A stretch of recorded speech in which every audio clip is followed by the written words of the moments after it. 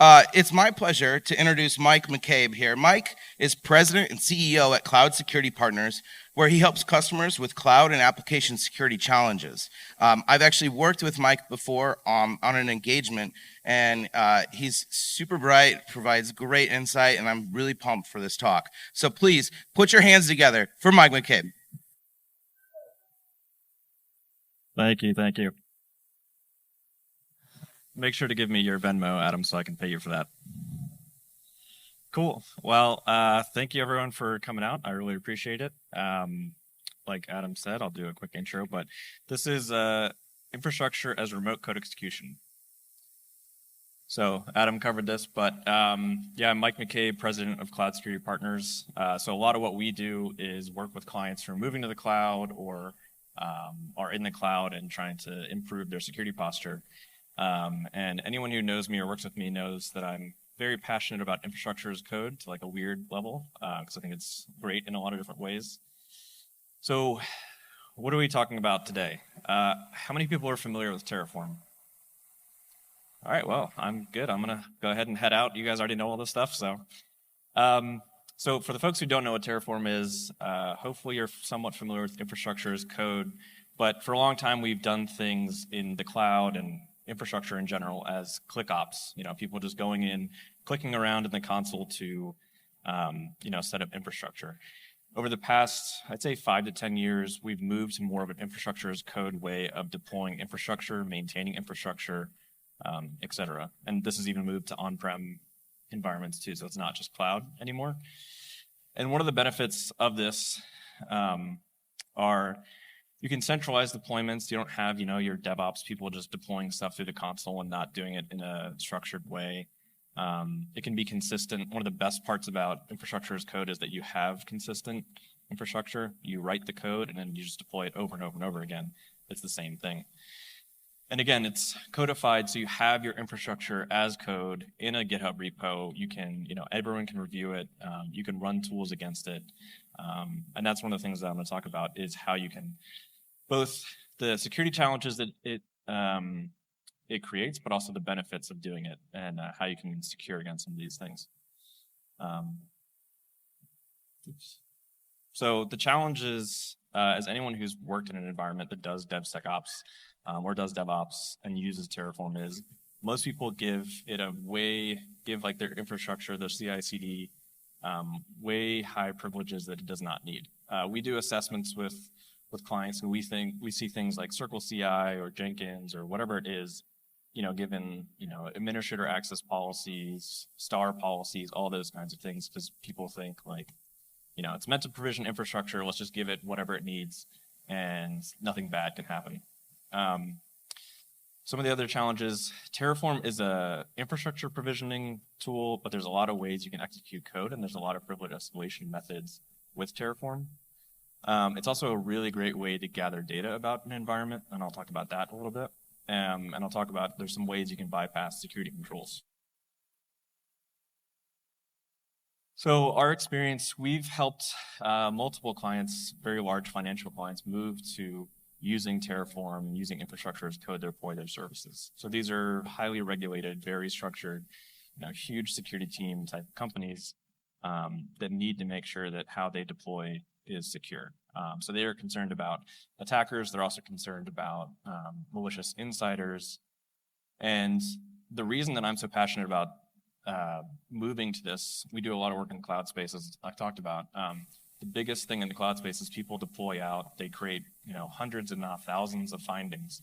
And I'm sure if any of you have a CSPM, a cloud security monitoring tool right now, like it's full of just red findings. I can guarantee that because that's pretty much what we see everywhere we go.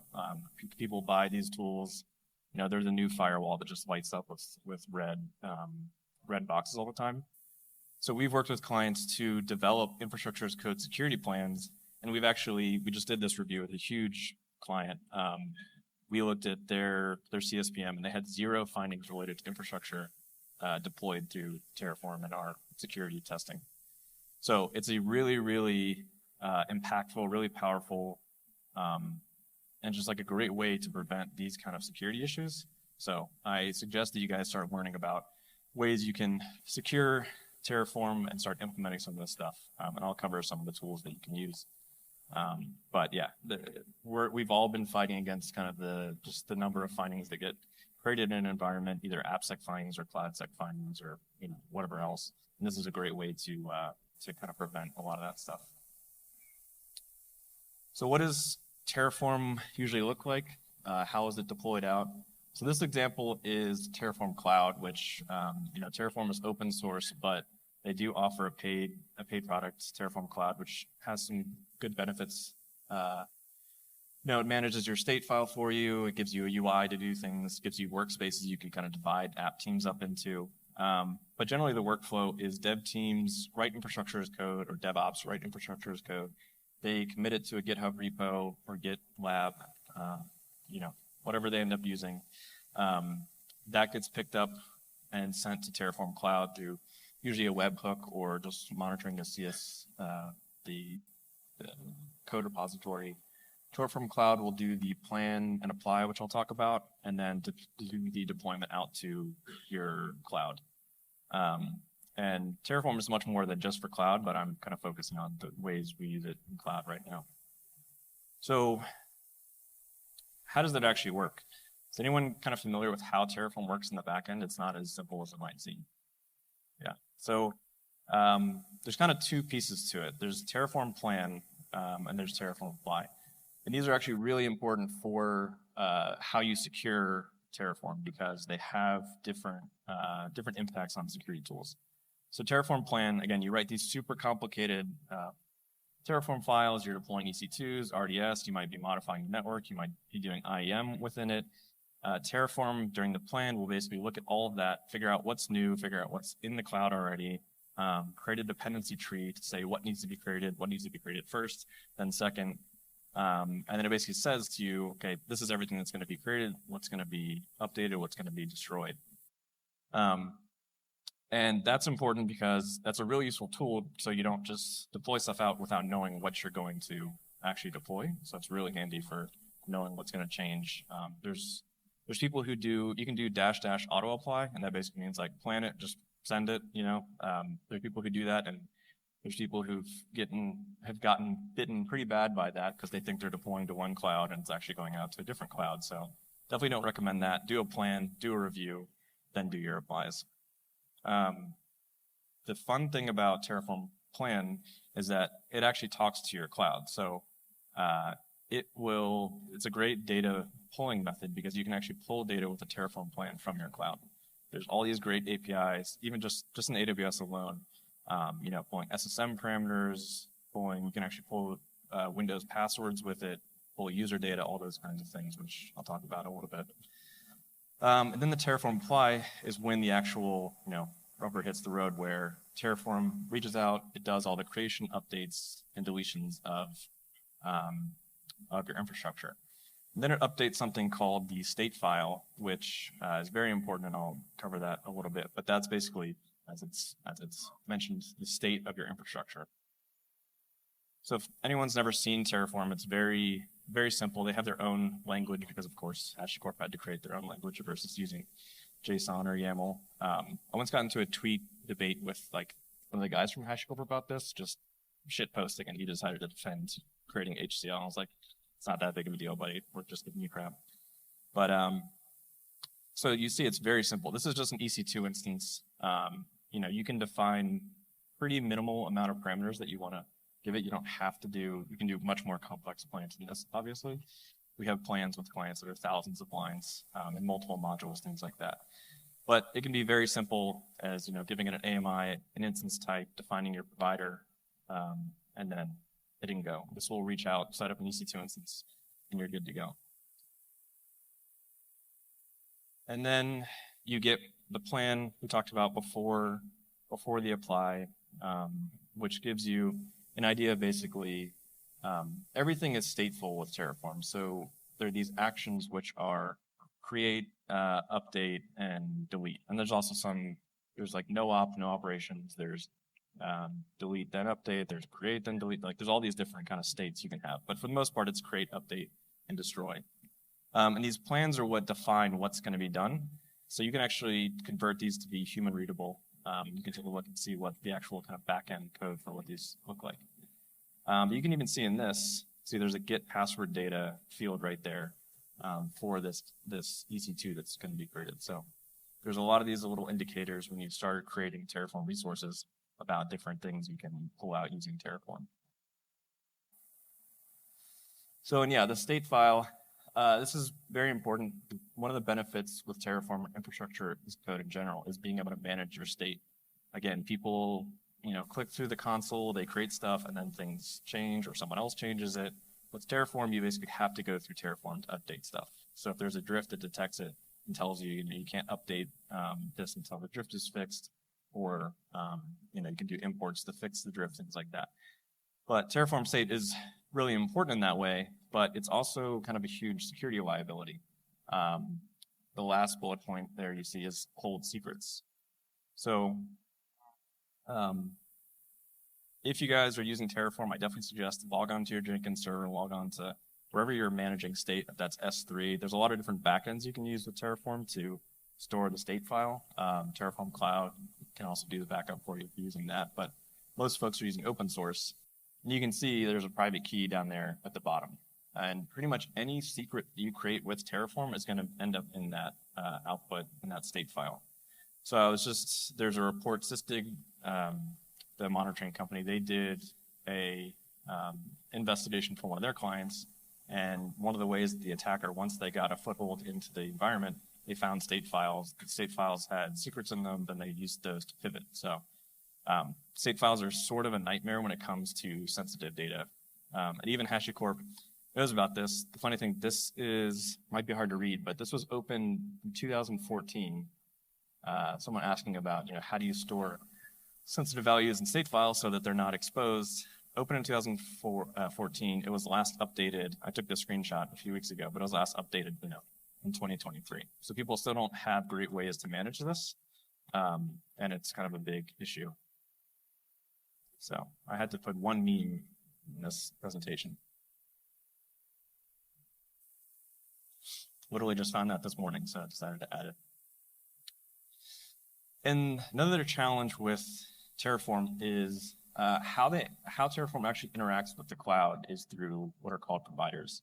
And HashiCorp themselves, the creators of Terraform, they release a lot of providers for different cloud environments, even for individual services, for their services, for third-party services. And then there's community providers too, which again get into the whole trusting third-party code in our environment.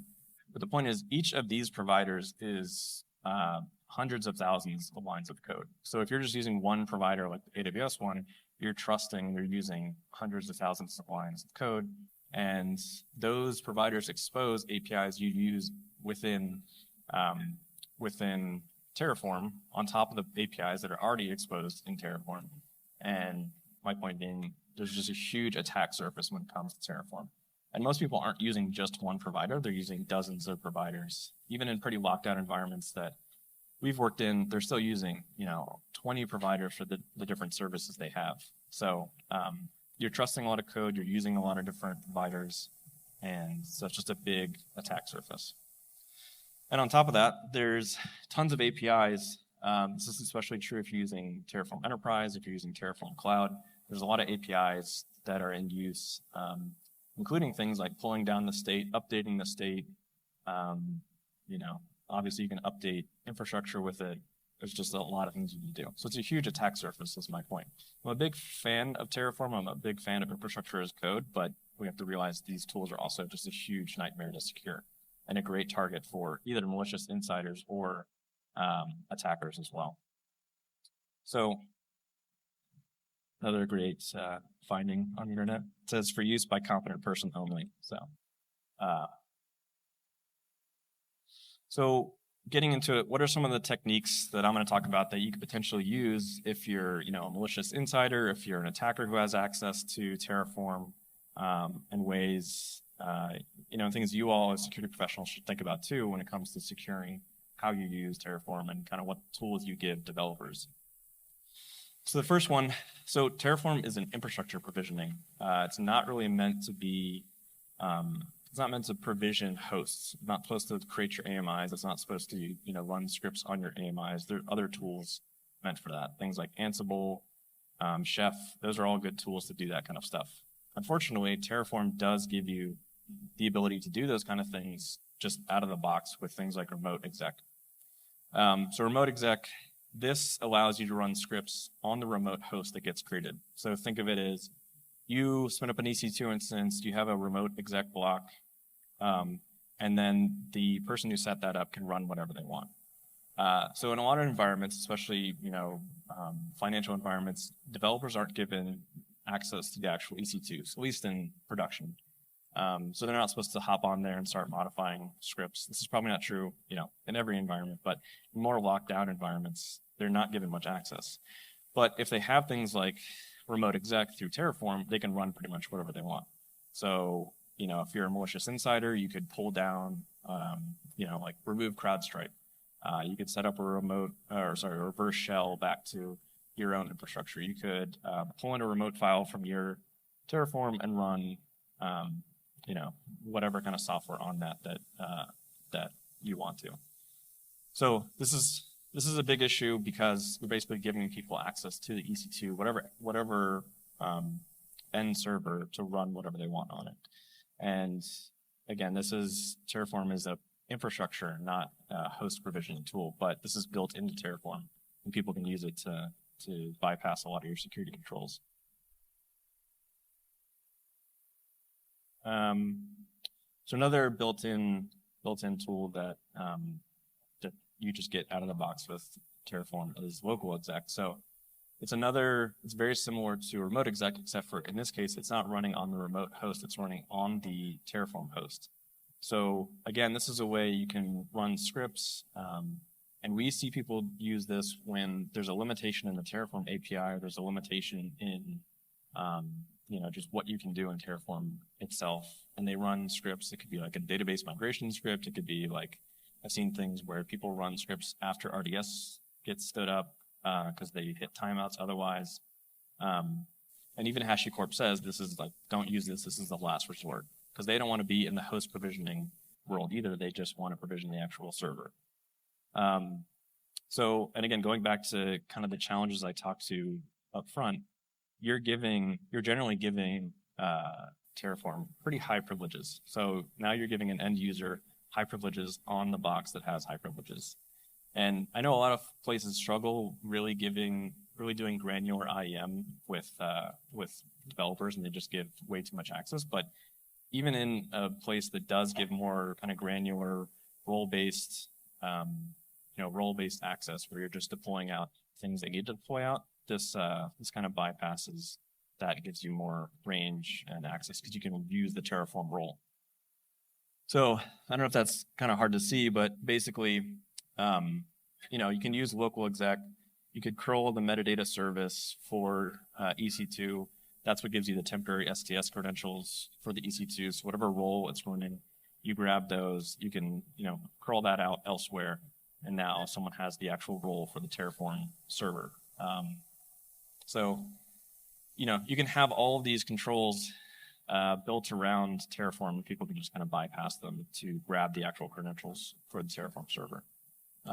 So definitely another big issue, and it's out of the box. So this is something you just get for free. So how do we prevent some of these things?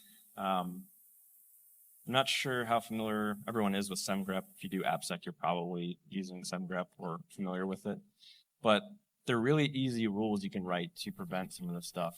The great thing about SemGrep, it's not like most SaaS tools where you have to spend a lot of time learning the syntax. You can just write really basic pattern matching. I mean, it has grep in the name because it is very simple to get going, like grep. And these tools are fast so that you can run these in pipelines and you won't block developers for a long time. And we definitely want to do that for our security tools. So the left side is the actual rule, which again, it all comes down to kind of two lines: picking the files you want to run on and then picking the pattern. So you can write something as simple as saying, do not use provisioners. And on the left side, you can see it's catching the use of local exec. Here's a little zoomed in view. But we don't have to have super complex tools to prevent some of the stuff. We just have to have it run in the pipeline to prevent developers from introducing these kind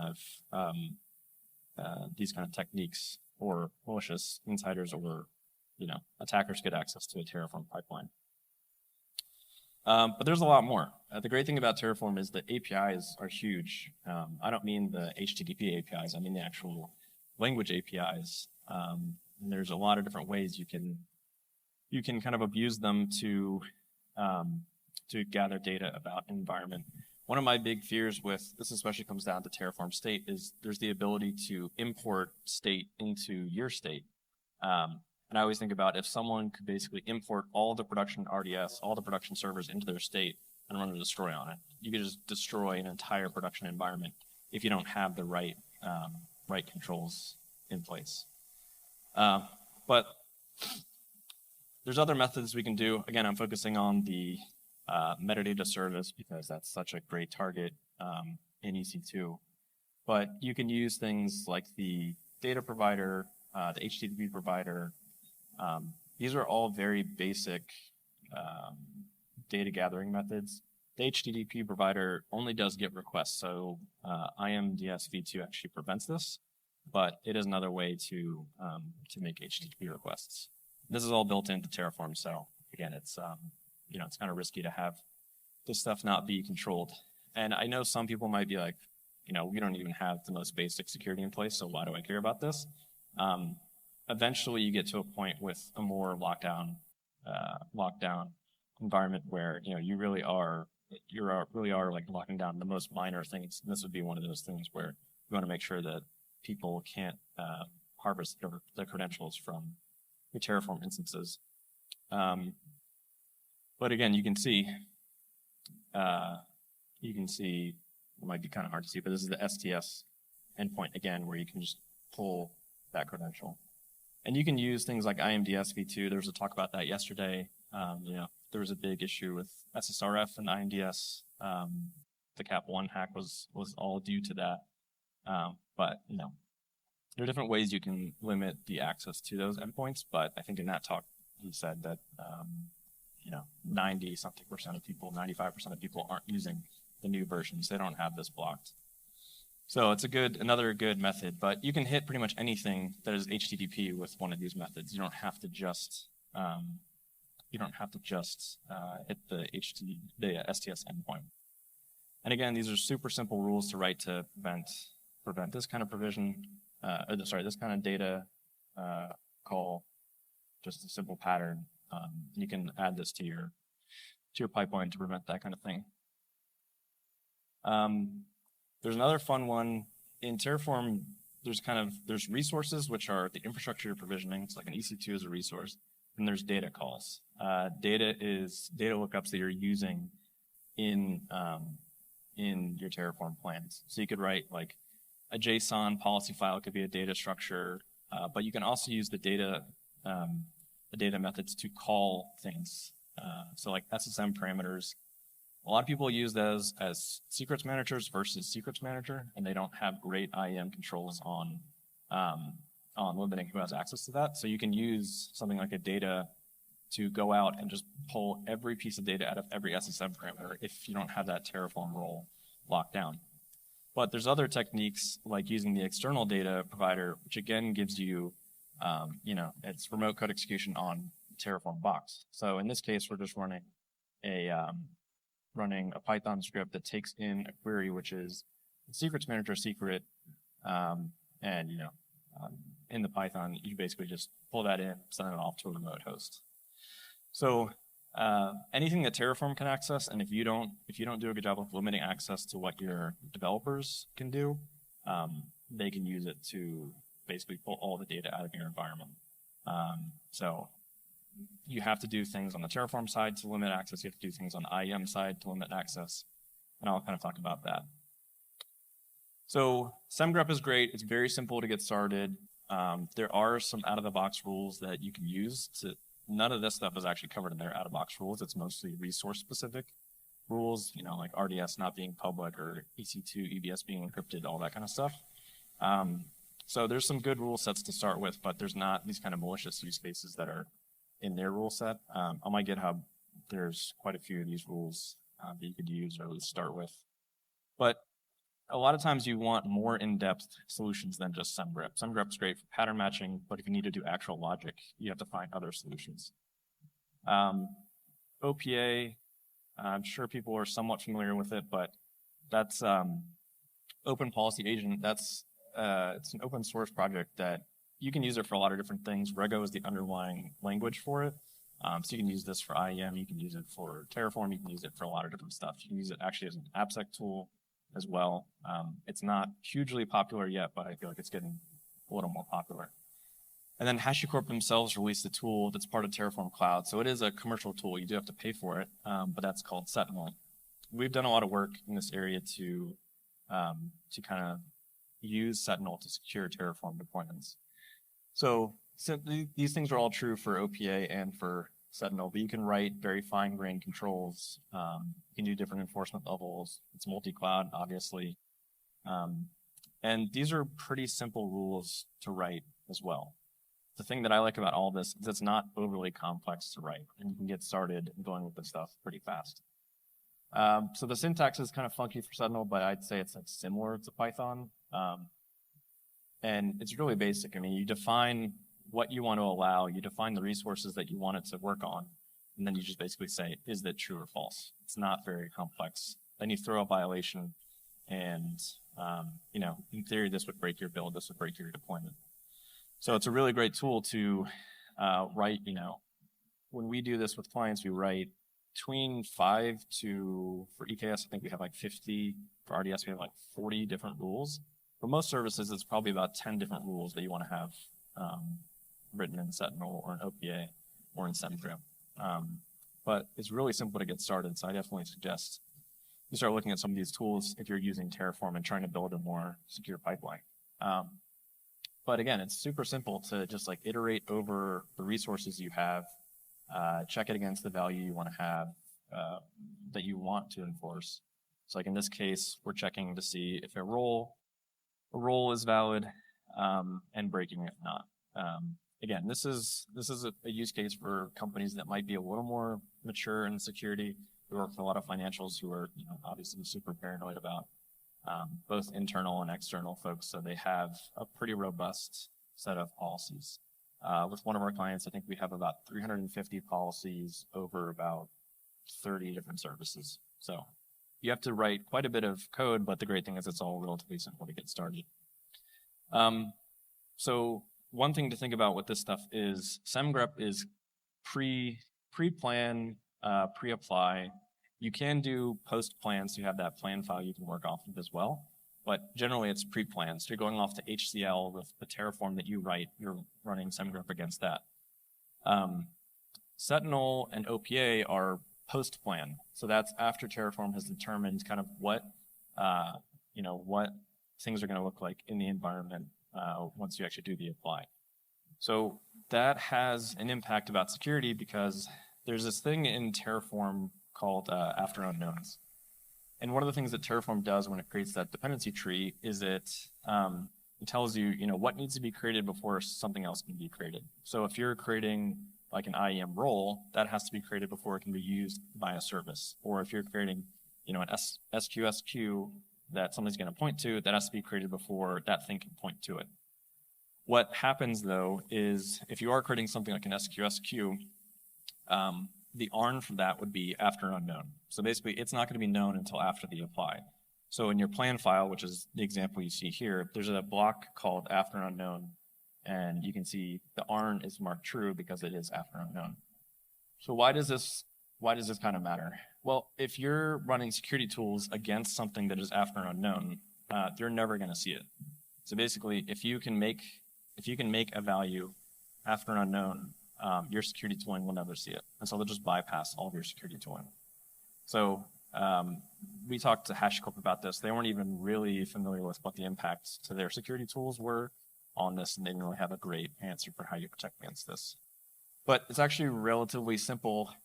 It does complicate some scenarios, but it's really relatively simple. You just make sure that nothing is after unknown. So if something is marked true in this block, you basically just fail the build.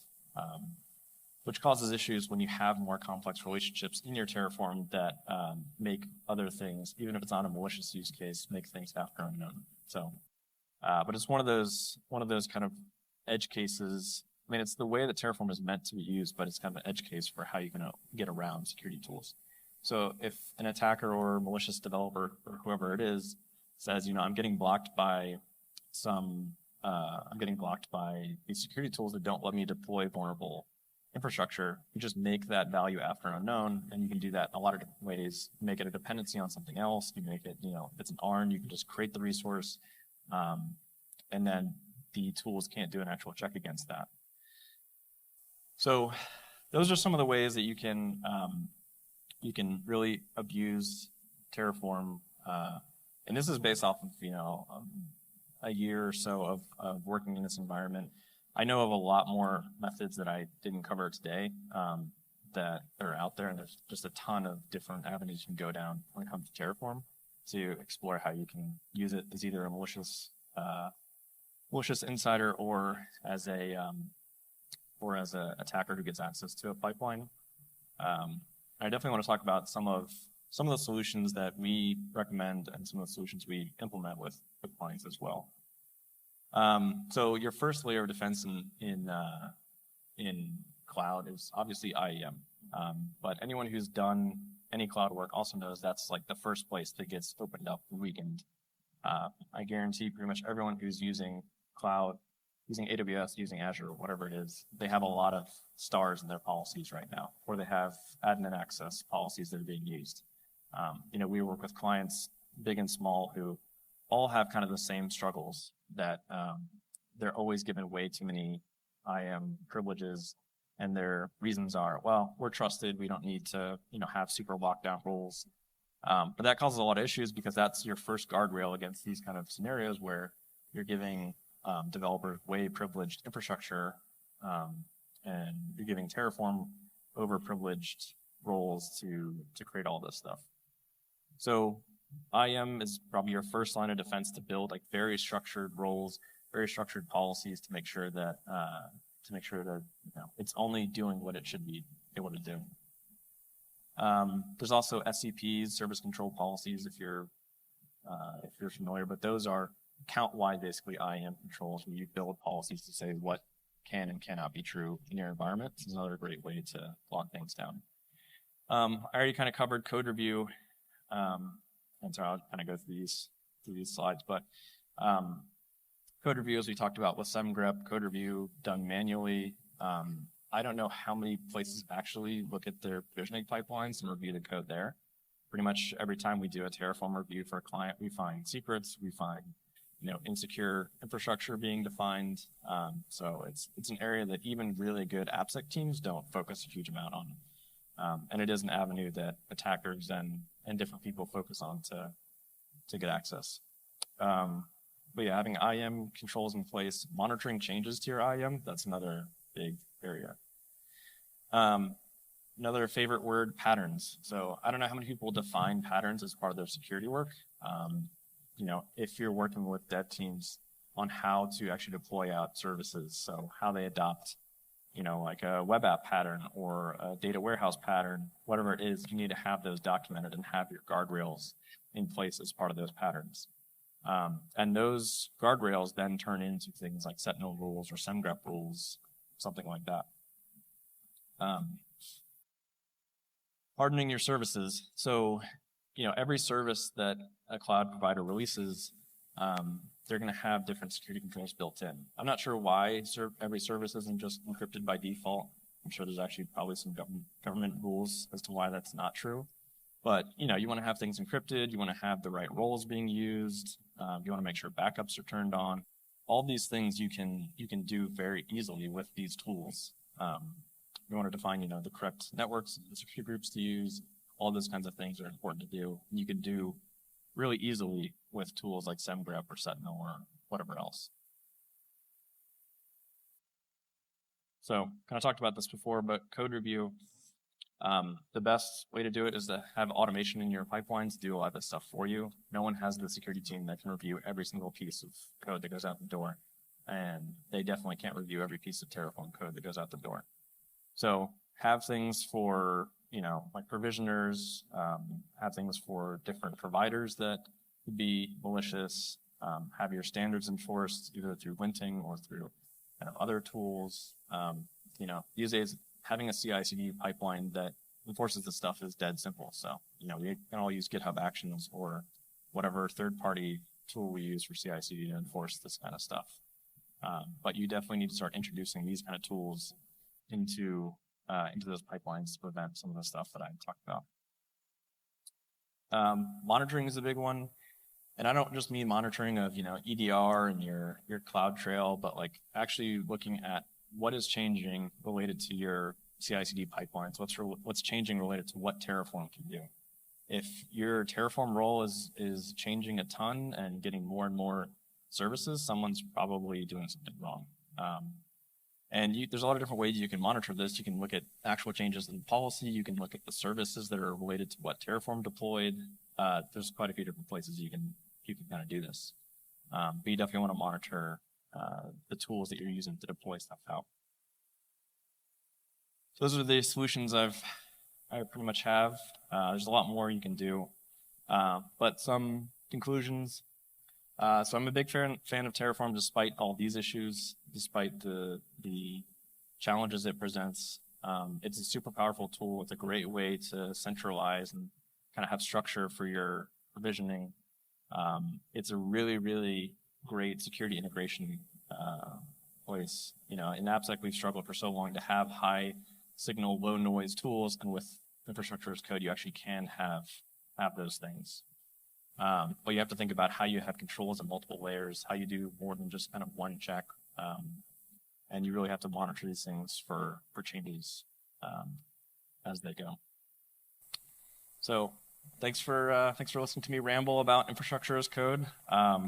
You can reach me at those contacts. I'm also a co-host of a podcast called Relating to DevSecOps, where we talk about a lot of this stuff and kind of the relationships between developers and DevOps and security. So thanks.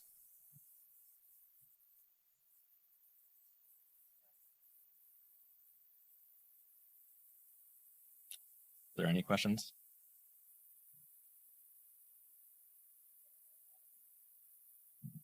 To Terraform? All the cloud providers release something. Azure has ARM. CloudFormation's the AWS one. I forgot what GCP is called. They're not bad, but I prefer Terraform. It's a more simple syntax. There's really good community support for it. There's also some other third-party services. It's pronounced Palomi, something like that. It's similar to Terraform. Not as mature as Terraform, but there's definitely some usage of that. Yeah. Any other questions? Cool. Well, thanks a lot.